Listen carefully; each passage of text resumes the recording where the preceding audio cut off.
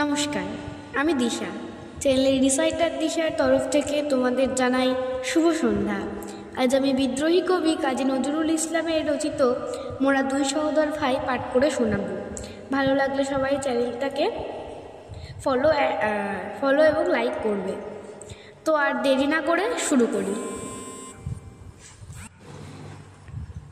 হিন্দু আর মুসলিম মোরা দুই সহোদর ভাই, এক বৃন্তে দুটি কুসুম, এক ভারতে ঠাই। দুই সহোদর ভাই, সৃষ্টি যার মুসলিম রে ভাই, হিন্দু সৃষ্টি তারই। মোরা বিবাদ করে খোদার উপর করি যে খোদকারি। শাস্তি এত আজ আমাদের হীন দশাই তাই। দুই সহোদর ভাই, দুই জাতি ভাই সমান মরে, মরক এলে দেশে। বন্যাতে দুই ভাইয়ের কুটির সমানে যায় ভেসে। দুইজনারই মাঠেরে ভাই সমান বৃষ্টি ঝরে। সব জাতিরই সকলকে তার দান যে সমান করে।